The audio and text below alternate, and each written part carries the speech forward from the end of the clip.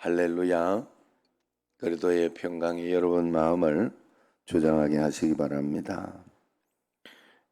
오늘 말씀은 심판하시는 하나님, 하나님에게 불순종하는 나라의 대표인 에돔을 향한 하나님의 심판이 선포되고 그 심판 앞에 동일하게 서 있는 이스라엘을 위한 기도가 이어지고 있습니다. 하나님은 어떤 분이시냐? 1절에서 6절까지 이렇게 보면 은혜의 해는 보복의 날이기도 하다 하는 것입니다. 예루살렘이 회복되는 때는 예루살렘의 몰락을 기뻐하던 에돔이 심판받는 날이기도 할 것입니다. 붉은색과 포도 수확이라는 뜻을 지닌 에돔과 그 수도 보스라에서 나오신 하나님은 포도즙이 튄 것 같이 붉게 물든 옷을 입고 계십니다. 하나님의 심판에 짓밟힌 악인들의 피인 것이죠. 하나님의 백성조차도 공의와 정의를 상실하여 멸망하고 에돔을 위시한 열방이 더욱 악으로 치달아가는 상황을 누구도 바로잡을 수 없으므로 하나님이 홀로 전사의 모습으로 나서신 그런 것입니다. 마지막 날 백마를 탄 전사의 모습으로 다시 오실 예수님의 옷에 묻은 피 역시 악인들을 포도주 틀처럼 짓밟은 심판의 피일 것입니다. 구원을 거절한 자의 결과는 피의 죽음밖에 없음을 기억하며 속히 생명의 길을 선택해야 할 것입니다. 우리가 하나님 앞에서 늘 은혜의 해가 우리에게 있다. 보응과 심판에 대해서 우리가 이렇게 생각을 해야 돼요. 하나님 앞에서 심판이라는 것은 악에 대한, 그리고 보응이라는 것은 악에 대해서 잘못한 것, 나쁜 것에 대해서 그렇게 하는 것 같지만은 결국은 그것이 우리에게 복된 것이고 은혜로운 것이 된다 하는 것이죠. 복된 것이고 은혜로운 것이 된다 하는 거죠. 그래서 하나님의 말씀 가운데, 은혜 가운데, 걷는 가운데 이렇게 살아갈 수 있도록 심판하시고 역사해 주신다 하는 그런 것입니다. 그래서 우리가 그 하나님의 말씀 가운데 한 걸음 한 걸음 나아갈 수 있도록 복음과 은혜의 해를 우리가 나아갈 수 있도록 하나님 앞에 늘 그런 마음을 가져야 돼요.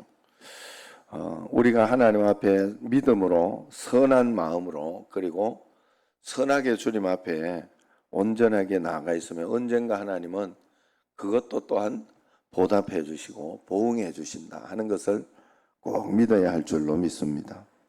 그래서 하나님의 은혜 가운데 믿음으로 나아가고 권능으로 나아가고 성령의 충만함으로 나아가는 그런 역사가 일어나게 우리가 해야 된다 하는 것이죠.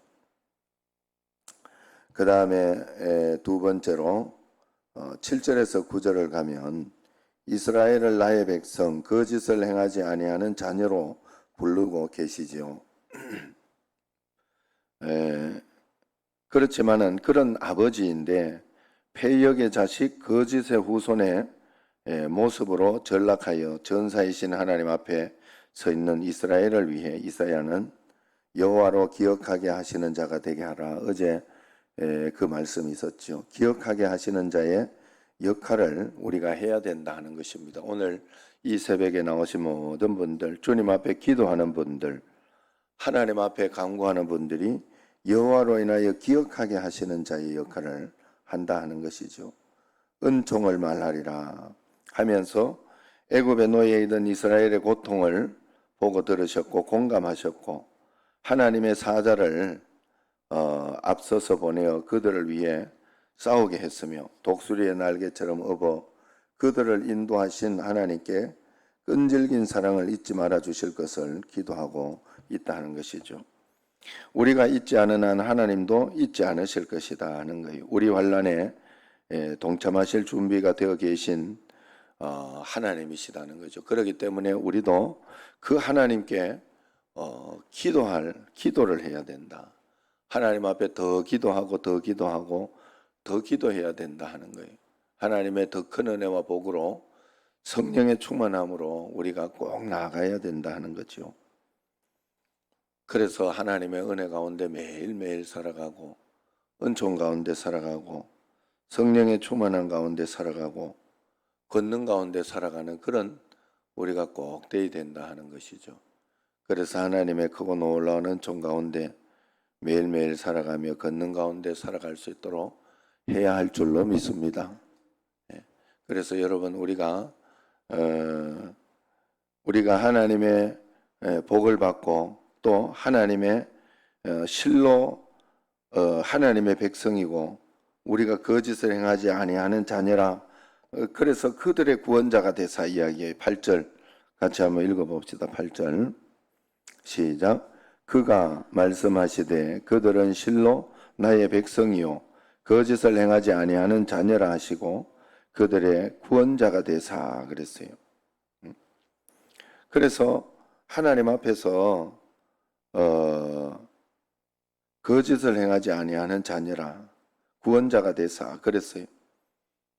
그러나 우리가 이 말은 또 무슨 말이냐? 하나님 앞에서 거짓을 행하고 또 주님 앞에서 또 하나님 앞에 하나님의 백성으로서의 그 자녀의 삶을 살지 못할 때에는 하나님도 그 부분에 정의와 공의가 있는 분이기 때문에 어쩔 수가 없이 또 우리에게 고난이나 고통이나 아니면은 어떤 그런 어려움이 있다 하는 것이죠. 그렇기 때문에 우리가 언제나 하나님 앞에서 하나님은 우리에게 역사해 주실 수 있는 그리고 우리를 도우실 우리 편을 드실 그런 자세가 딱 되어 있기 때문에 믿음으로 주님 앞에 이렇게 살아가고 권능으로 살아갈 수 있다는 것입니다. 마지막으로 10절에서 14절까지를 이렇게 보면 모세의 오른팔을 드셔서 홍해를 갈라지게 하신 하나님이 묘사됩니다. 이스라엘 백성이 깊은 홍해에서 넘어지지 않고 큰 바다를 그 바다를 가르고 육지를 올라오게 하신 그런 하나님, 바다 가운데에도 길을 내신 그런 하나님, 이스라엘 백성의 진 한가운데 성막으로 자리 잡으신 하나님, 결국 그들을 약속의 땅에 정착시키신 그 하나님께서 자기 백성을 돌이킬 방법으로 그들의 대적이 되셔서 그들을 치실 때 근심하시며 아파하신다 하는 것이죠. 내 삶에 하나님의 성령이 근심하게 하시는 일은 내게 무엇이 있는가? 내 자신을 늘 돌아보고 하나님을 근심하게 하지 말자. 하나님이 뭐 근심하시냐? 하나님이 뭐 그런 어떤 것이 있으시냐? 다시 이렇게 우리가 생각을 해보면 우주를 창조하시고 사실 여러분 그런 거 아니겠어요? 이렇게 볼 수 있지 않겠어요? 하나님이 뭐 우리가 11조가 필요하고 하나님이 뭐 이렇게 또 우리가 죽든지 말든지 잘 살든지 말든지 뭔 상관이 있겠냐? 왜냐하면 온 우주 가운데에서 그냥 생명체, 비생명체 이렇게 본다면 그런 어떤 마음도 들지 않습니까? 그런데 그 이 하나님이 우리를 창조하셨기 때문에 하나님은 우리가 하나님의 형상과 모양이 있다 하는 것은 하나님이 우리를 사랑하시는 그러한 감정 어떤 그런 것이 있기 때문에 우리가 나쁜 일을 당하거나 우리가 잘 살고 행복할 때 하나님도 행복하시고 우리가 또 하나님의 은혜 복을 많이 받을 때 우리 자녀가 이렇게 어디서 상을 많이 받고 자녀가 또 뭐 진급도 잘하고 막 그렇게 하면 행복하고 감사하고 좋은 내 일은 아닌데 뭐 그러든지 말든지 뭐 사실 뭐 크게 이렇게 상관없을 수 있잖아요. 다른 집에 뭐 사람이 이렇게 되거나 뭐 그렇게 되면 별로 신경도 쓰지 않고 뭐 오히려 뭐 질투가 되고 그런 어떤 일들이 있지만은 자기 자식만은 그렇게 하지 않잖아요.